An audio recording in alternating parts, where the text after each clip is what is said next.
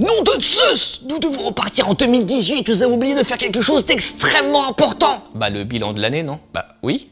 Mais comment? Bah oui, mais c'était prévu, on n'allait pas le faire avant la fin de l'année non plus. Bon bah... on peut y aller.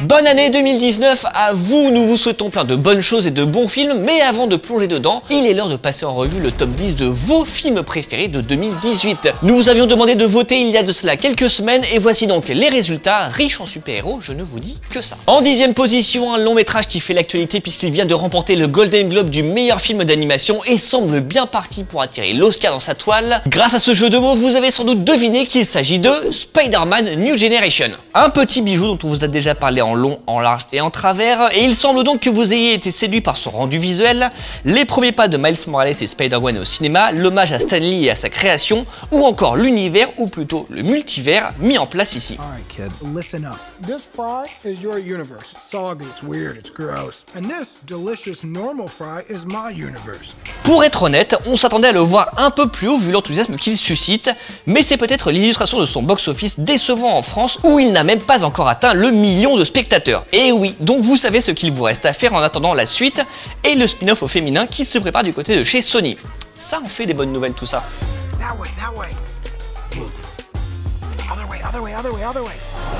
Do animals talk in this dimension? Because I don't want to freak him out. Autre surprise, la présence d'Ant-Man et la Guêpe en 9e position, et même dans le top 10. 3 mois après la déflagration du dernier Avengers, Marvel a sévèrement marqué le pas avec la suite des aventures de l'Homme-Fourmi. On devait nous donner la raison extraordinaire pour laquelle Scott Lang était absent dans Infinity War, et on a eu... bah rien de très passionnant malgré une méchante intéressante et quelques effets spéciaux rigolos. Ah, et une scène post-générique qui laisse entrevoir comment les Avengers pourraient régler le problème Thanos. Mais ça fait cher le bonus quand même. Et pourtant, on aime bien Paul Rudd et Evangeline Lilly, mais on se demande si ça vaut encore le coup de faire des films entiers sur Ant-Man. Si ces aventures ciné doivent continuer, ne faudrait-il pas mieux le mettre en tandem avec un autre personnage, genre Hawkeye, en suivant le modèle de Ragnarok avec Thor et Hulk? Bon après, on dit du mal, mais on est peut-être une minorité à avoir été déçus puisque, je vous le rappelle, le film est 9e du top 10 de vos chouchous de l'année. En 8e position, on quitte momentanément le monde des super-héros pour celui de la magie et des bestioles rigolotes. Car oui, Les Animaux Fantastiques 2, Les Crimes de Grindelwald est le numéro 8 de votre top 10. Et là aussi c'est une petite surprise car le film de David Yates semblait avoir plus divisé que ça. Entre d'un côté ceux qui ont aimé les références à Harry Potter, la recréation de Paris ou les effets spéciaux, et ceux qui ont pointé du doigt un récit trop embrouillé et des personnages auxquels on ne parvient pas à s'attacher. Un débat qui devrait se poursuivre au moins jusqu'à la sortie du 3e opus de la saga, toujours prévu pour novembre 2020, mais on notera deux choses. Jude Law en Dumbledore jeune semble faire l'unanimité, et le film vient de franchir le cap des 4 millions de spectateurs en France, donc le score de l'opus précédent. Dans le monde, c'est autre chose en revanche puisque le premier volet reste loin devant avec ses 814 millions de dollars contre environ 650 pour celui-ci. Ce qui n'est quand même pas dégueu non plus.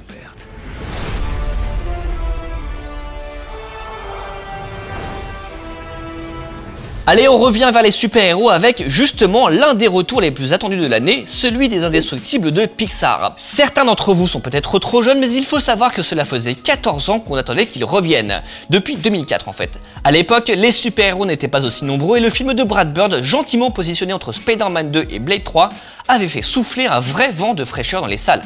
À tel point qu'on avait un peu peur pour la famille Parr dans une industrie où le Marvel Cinematic Universe règne en maître depuis une petite décennie. Heureusement, le film de Brad Bird n'a rien perdu de son esprit rétro-pop qui évoque aussi bien les comic books que les James Bond des années 60 et 70. Alors oui, il y a quelques longueurs et moins de surprises ou encore un twist un peu facile à deviner. Mais Les Indestructibles 2 a encore su mélanger l'action et la comédie familiale en donnant encore plus de place au mignon Jack Jack.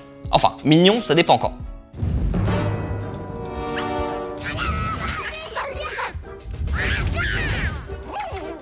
Bref, on peut donc parler de retour en forme pour la saga super-héroïque de Pixar qui s'offre la 7e position de votre top 10 en attendant peut-être l'épisode 3 en 2032. Cap maintenant sur le numéro 6 et pour ça on va plonger Sous l'océan, sous l'océan. Sous l'océan avec Aquaman, le seul héros de DC Comics à s'être illustré sur grand écran cette année. Un an après la déception de Justice League, on craignait que l'héritier du trône d'Atlantis ne fasse un plat, mais finalement non puisque Jason Momoa est en train de tout casser sur les écrans, ce qu'il avait d'ailleurs commencé à faire sur le plateau de Fanzone. Sixième de votre top 10, Aquaman est aujourd'hui aux portes du $1 milliard, ce qui fait de lui le plus gros succès de l'univers DC Comics mis en place avec Man of Steel en 2013. Et il pourrait bien ne pas s'arrêter là et dépasser les 1,084 milliards de billets verts de The Dark Knight Rises pour devenir le plus gros succès de tous les temps de DC au cinéma. C'est franchement faisable et il y a de quoi rendre les producteurs optimistes alors que Shazam, Joker et Wonder Woman 1984 se profilent. Et je ne vous cache pas que malgré ses défauts, j'ai une certaine tendresse pour cet Aquaman, son univers visuel et l'ambition de James Wan, donc je suis content de le voir dans ce classement. En numéro 5, on ne retrouve pas un super-héros, mais presque, parce qu'il faut limite avoir des super-pouvoirs pour faire ce que fait Tom Cruise dans Mission Impossible Fallout. Et vas-y que je fais de la chute libre en montrant bien que c'est moi et pas un cascadeur, et vas-y que je pilote moi-même un hélicoptère, et vas-y que je me pète la cheville et qu'on garde la prise au montage, et vas-y que je fais de la moto sans casque dans Paris et que je prends le rond-point de l'Étoile à contresens. Bref, quand on voit tout ça, on se dit... bonhomme quoi. Et oui, bonhomme, parce que Tom Cruise ne triche pas et cherche constamment à aller toujours plus loin, plus fort, plus vite, jusqu'au bout de l'extrême limite. À un moment, il va être difficile de faire mieux, mais nous n'en sommes pas encore là. Et en attendant, Fallout est un des blockbusters les plus riches en adrénaline de 2018, avec un récit qui pioche dans les épisodes précédents pour nous donner un film somme qui vous a visiblement plu. Et qui est d'ailleurs le plus gros succès de la saga et même de Tom Cruise, ce qui n'est sans doute pas un hasard. Si vous aimez les super-héros et l'humour, ça explique que vous regardez Fanzone déjà. Mais surtout, vous allez être content de découvrir que le numéro 4 n'est autre que Deadpool avec la suite de ses aventures. Un film qui a un peu moins bien marché que le précédent au box-office et qui a même un peu déçu, la faute à des problèmes d'écriture qui se voient trop. Mais il a encore une poignée de bonnes vannes, un caméo génial, un Josh Brolin badass dans la peau de Cable, et le personnage de Domino qui est l'un des plus cool vus dans un film de super-héros cette année et qu'on a d'ailleurs hâte de revoir. Dans un spin-off, une suite, ce que vous voulez, en espérant que la fusion entre Disney et la Fox ne vienne pas édulcorer l'univers du mercenaire. Bring it on, One-Eyed Willy.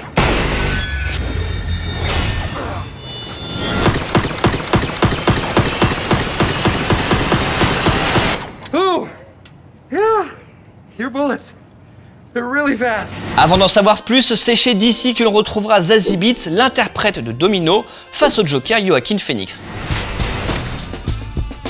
Et on attaque le podium en mode... Il y a un an, qui aurait parié que Black Panther se retrouverait aussi haut? Aujourd'hui, c'est presque une évidence, tant le film de Ryan Coogler a marqué les esprits à tous les niveaux. Au box-office d'abord, où il a engrangé 1,347 milliards de dollars pour devenir le deuxième plus gros succès de l'année, et sur le plan culturel, en prouvant aux producteurs que oui, il y avait bien un public pour les super-héros noirs. Don't freeze. I never freeze. Aux États-Unis, l'héritier du Wakanda est ainsi devenu un symbole, un héros auquel les membres de la communauté noire pouvaient s'identifier. Au final, c'est la diversité qui en est sortie grandie et Marvel a au passage montré que ces films pouvaient contenir un soupçon de politique et même un méchant intéressant en la personne d'Eric Killmonger qui était presque aussi marquant que Black Panther. Voire plus. Sans oublier les personnages secondaires, notamment la pétillante Shuri qu'on a hâte de revoir même si ça n'est pas encore gagné au vu de la bande-annonce d'Avengers 4. Une fois n'est pas coutume, le numéro 2 n'est pas un film de super-héros, même s'il en contient quelques-uns, avec des personnages de films et de jeux vidéo, ou des hommages aux années 80, par celui qui a aidé à rendre cette décennie aussi marquante sur le plan de la pop culture.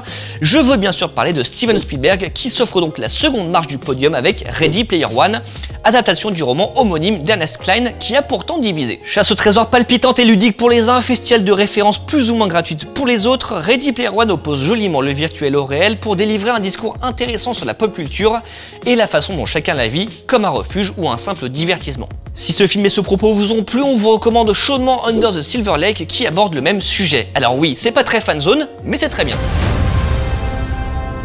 Et voici maintenant le numéro 1, votre film geek et héroïque préféré de 2018, Avengers Infinity War. Vous êtes surpris? Non? Bah ça se comprend. C'était sans doute le film le plus attendu de 2018 et il termine l'année avec le titre de plus gros succès grâce à ses 2 milliards de dollars de recettes. Et j'avoue que c'est mérité car le film fonctionne en tant qu'aboutissement de 10 ans de Marvel Cinematic Universe en réunissant tous ces personnages autour d'un méchant vraiment intéressant, et heureusement parce qu'on nous le tease depuis 2012 quand même, et en faisant des choix forts dans la fameuse fin dite de la poussière. La situation va bien sûr changer grâce à Avengers Endgame qui est, comme par hasard, votre plus grosse attente de 2019. On espère que les frères Rousseau ne vont pas tout foutre en l'air après ce feu d'artifice, mais on y croit.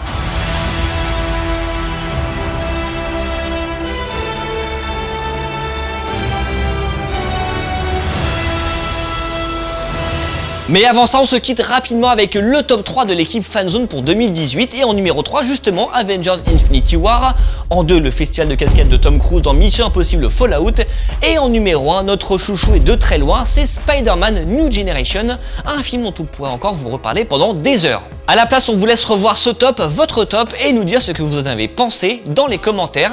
Et nous, on se retrouve très bientôt pour décortiquer l'actu geek et héroïque tous ensemble. Allez, salut!